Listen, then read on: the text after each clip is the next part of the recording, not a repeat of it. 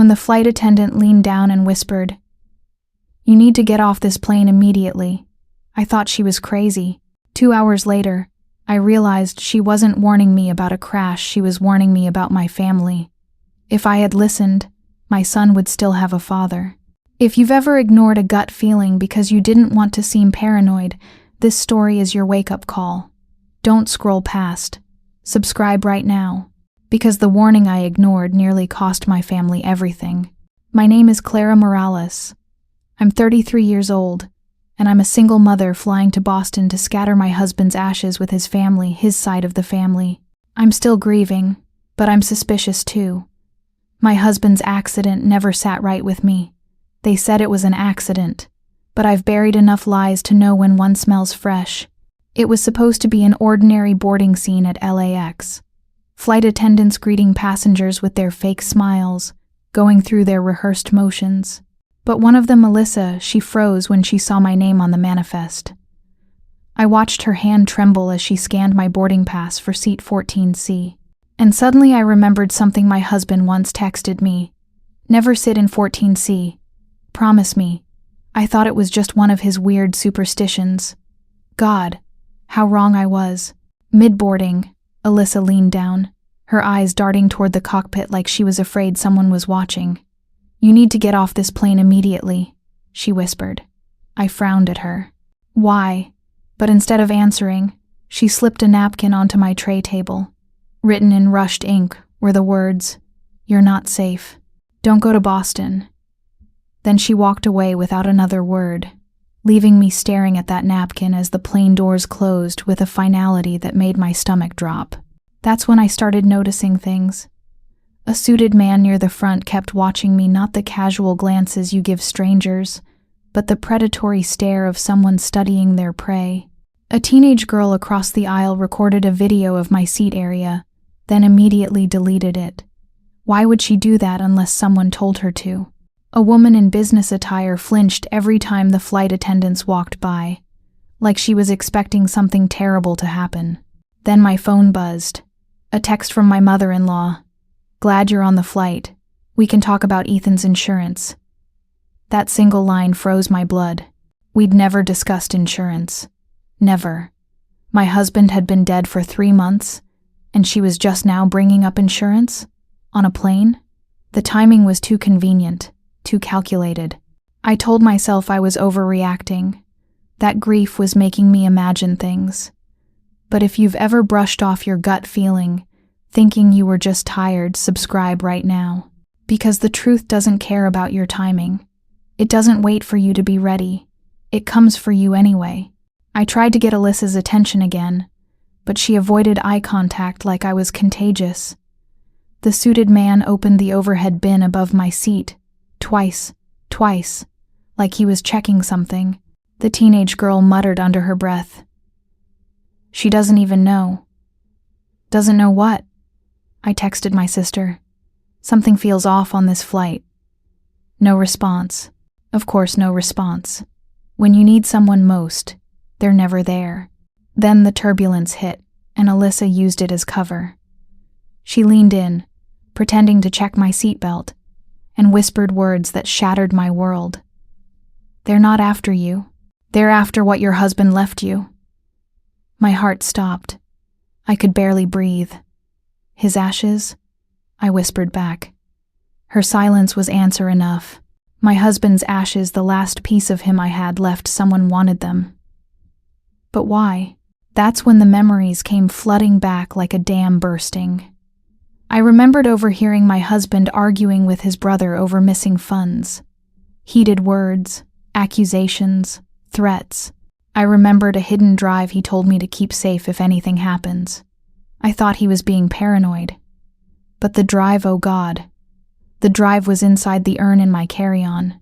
He'd hidden it there, knowing they'd come for me, knowing they'd want what he'd taken from them.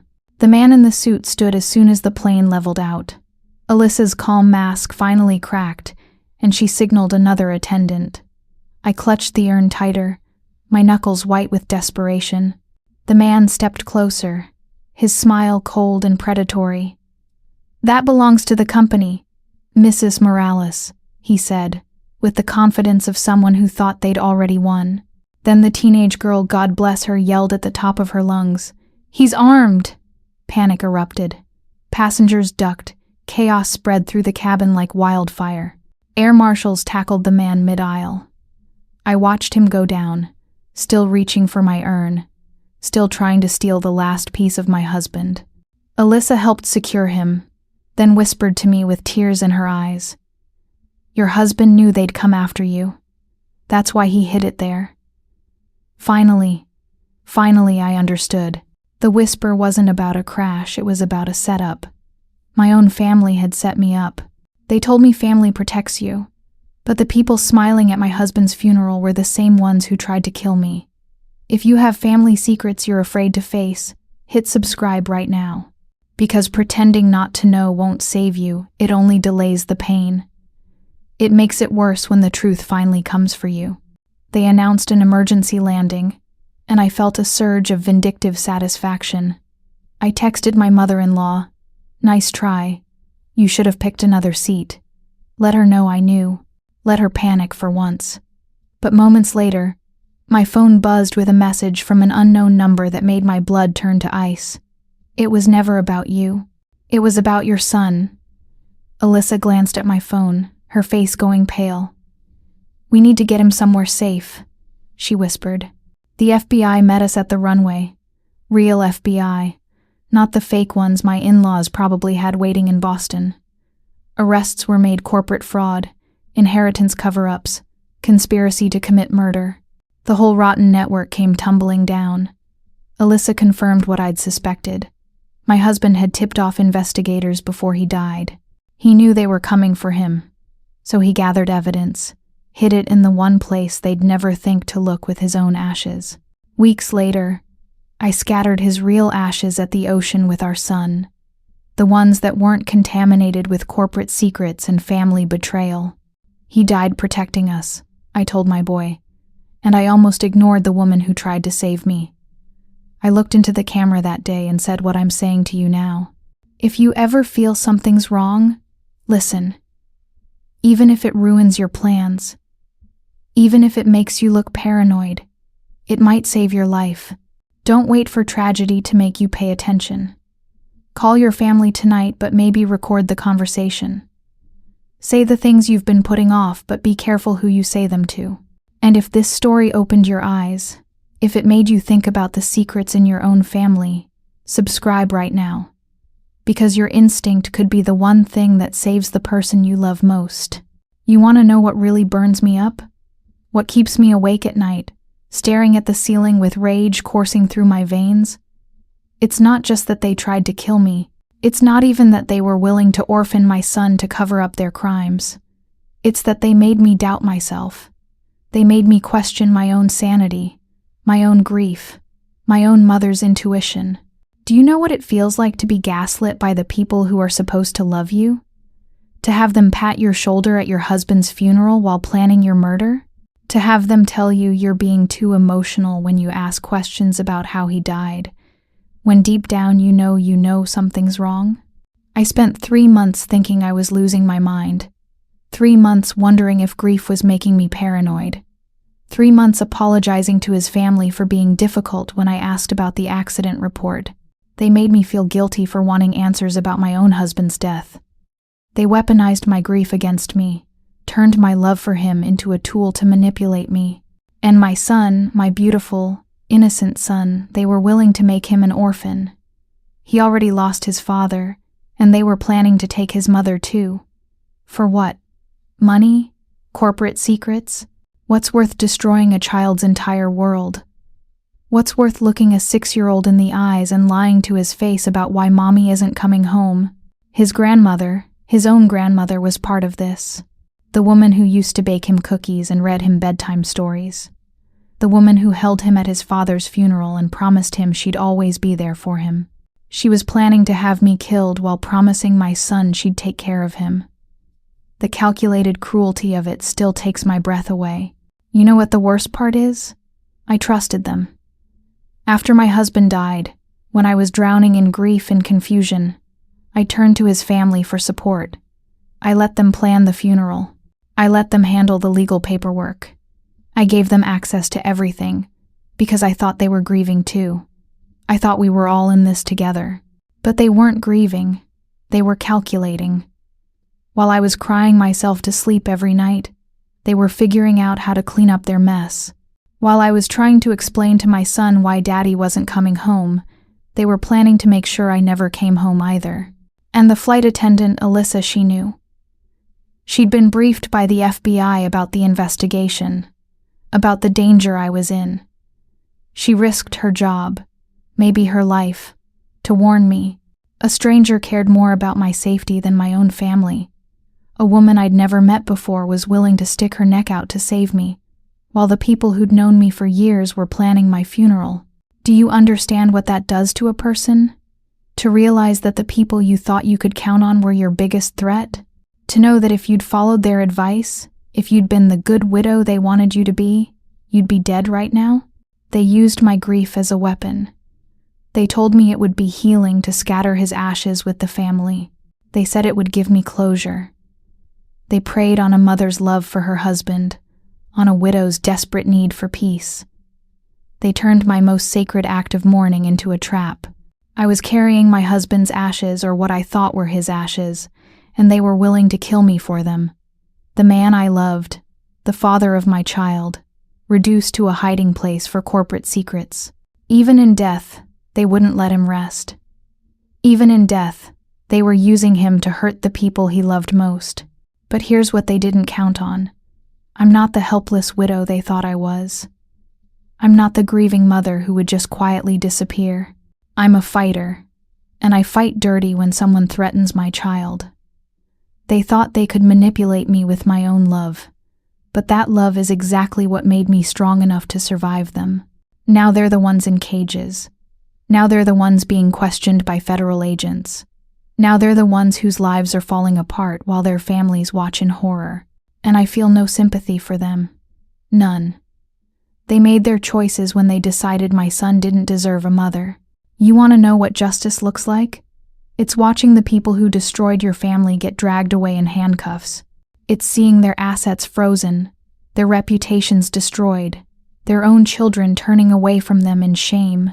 It's knowing that their greed cost them everything, while the people they tried to destroy are still standing. But justice doesn't bring back the innocence. It doesn't erase the months of gaslighting and manipulation. It doesn't undo the damage they did to my ability to trust. My son still asks why he doesn't see Grandma anymore. And I have to figure out how to explain that sometimes the people who are supposed to love you are the most dangerous. I'm in therapy now. My son is too. We're trying to rebuild our ability to trust, to love, to feel safe in the world. Some days are better than others. Some days I still jump when the phone rings unexpectedly. Some days I still check the locks on our doors 3 times before bed. But we're alive. We're together. And that's more than they wanted us to have. They tried to write our ending, but we're the ones holding the pen now. We're the ones deciding what comes next in our story. My son doesn't remember his father very well. He was so young when we lost him.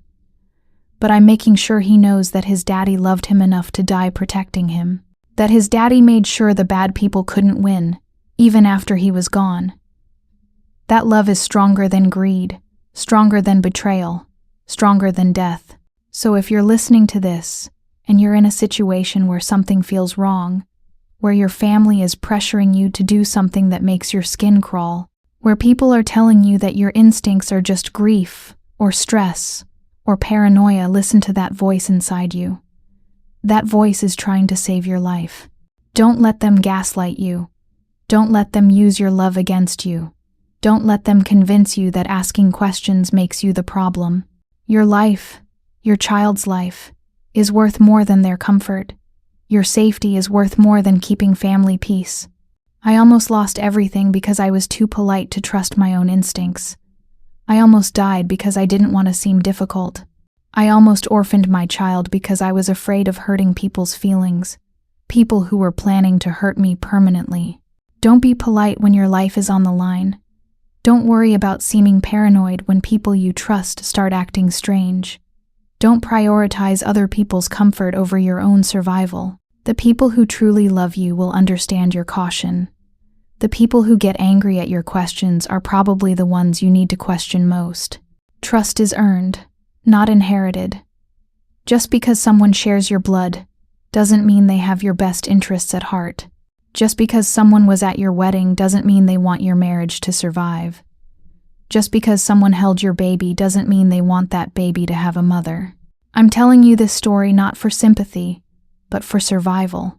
Because somewhere out there is another widow being told to trust the family. Somewhere out there is another mother being manipulated by her own grief. Somewhere out there is another woman who needs to know that it's okay to run when every instinct screams danger. My husband couldn't save himself, but he saved us. He left us the tools we needed to survive, hidden in the very thing they thought would give them power over us. His love reached across death to protect us from the people who killed him. That's the kind of love that changes everything. So please don't ignore the signs. Don't dismiss the warnings. Don't let anyone, family, friends, anyone convince you that your fear is unfounded when your gut is screaming danger. Your instincts exist for a reason. They're the accumulation of thousands of years of human evolution, designed to keep you alive. Subscribe to this channel because stories like mine need to be told. Because women like me need to be heard. Because children like my son deserve mothers who are brave enough to ask uncomfortable questions and strong enough to act on uncomfortable answers. Your subscription might save someone's life. It might save your own. The truth about families is this: blood doesn't guarantee loyalty. Love doesn't guarantee safety. And sometimes the people who know you best are the ones who know exactly how to destroy you. They know your weaknesses, your fears, your vulnerabilities. They know what buttons to push to make you doubt yourself, to make you question your own reality. My in-laws knew I was desperate for connection after losing my husband. They knew I was vulnerable and grieving and willing to do anything to feel like I belonged somewhere. They exploited that need, used it to manipulate me into a situation where they could eliminate me and take what they wanted. But what they didn't know, what they couldn't have predicted, is that my husband loved me enough to prepare for this exact scenario. He knew his family better than I did. He knew what they were capable of, and he made sure that even if they killed him, they wouldn't be able to hurt his wife and son. That encrypted drive contained years of evidence, financial records, recorded conversations, email chains, banking information, everything the FBI needed to unravel the entire conspiracy. My husband had been gathering evidence for months before he died, documenting every illegal transaction, every threat, every piece of corruption he discovered. He knew they were planning to kill him. He knew they'd come for me next. And he made sure I'd have the tools to destroy them, even if I didn't know it at the time. The ashes were just the delivery method, a way to get the evidence into my hands without arousing suspicion. Think about the psychology of that for a moment. They wanted to kill me for carrying the very evidence that would convict them. They were literally handing me the weapon I needed to destroy them, all while planning my murder. The irony would be beautiful if it wasn't so terrifying, but that's what happens when greed overrides intelligence. They were so focused on covering their tracks that they didn't think through the implications of their plan. They just saw an obstacle me and decided to eliminate it without considering that the obstacle might be carrying their destruction. The flight attendant, Alyssa, told me later that the FBI had been watching my movements for weeks. They knew about the planned murder, knew about the threat to my life, but they needed the evidence to make arrests. They couldn't act until they had the drive in their possession. So they turned a planned murder into a controlled sting operation. They let my in-laws proceed with their plan, knowing they could protect me at the last moment, because they needed the conspirators to reveal themselves.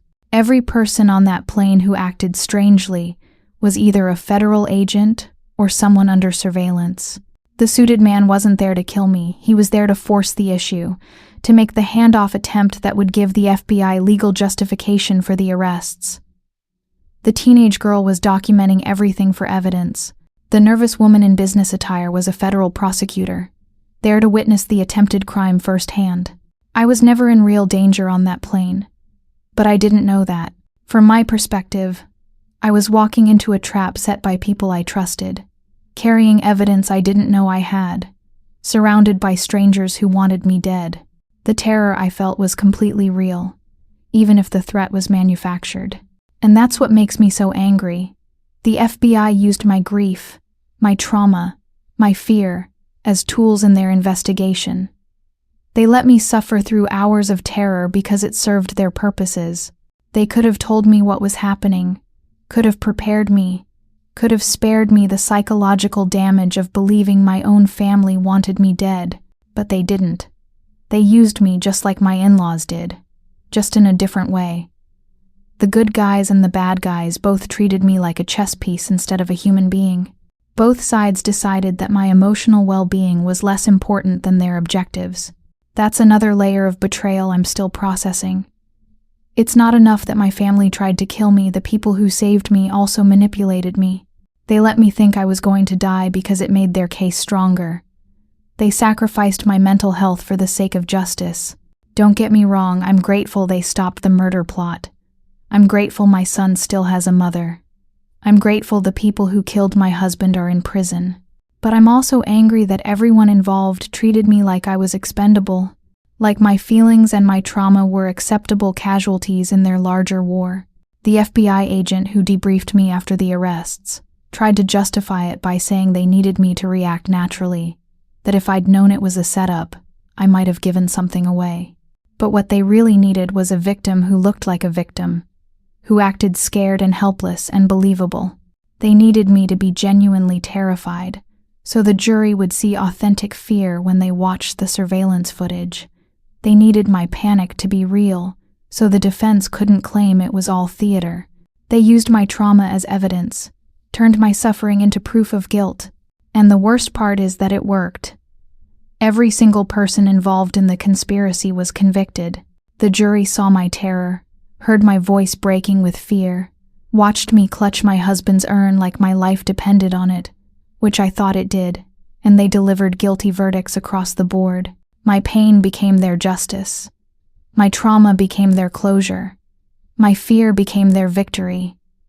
And I'm supposed to be grateful for that, supposed to be happy that my suffering served a greater purpose. But mostly I just feel used by everyone involved. The therapy helps. My therapist says what I'm feeling is normal, that it's common for victims to feel angry at their rescuers as well as their attackers. She says it's part of processing the trauma, recognizing that my agency was taken away by both sides, that I was never given the choice to participate in my own rescue. My son is doing better than I am, honestly. Kids are resilient in ways that adults aren't. He knows the bad people are in jail, knows mommy is safe, knows daddy was a hero who saved us.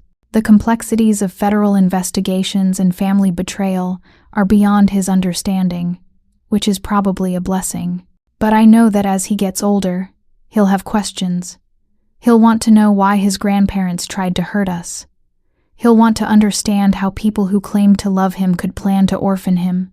And I'll have to find ways to explain evil that don't destroy his ability to trust. That's the legacy of this whole nightmare. The knowledge that people can lie with such conviction that you believe them completely. That love can be faked so perfectly that you never see the hatred underneath. That family can be the most dangerous word in the English language. But it's also taught me that strength can come from the most unexpected places. That strangers can risk everything to save you when family won't. That love can reach across death to protect the people left behind. That justice, however flawed and painful, is still possible. My name is Clara Morales. I survived my own family. And if you're in danger right now, if something feels wrong right now, if people are pressuring you to ignore your instincts right now, you can survive too. But only if you listen to that voice inside you that's trying to save your life. Only if you're brave enough to trust yourself more than you trust them. Trust yourself. Run if you have to. Ask questions even when they don't want to answer.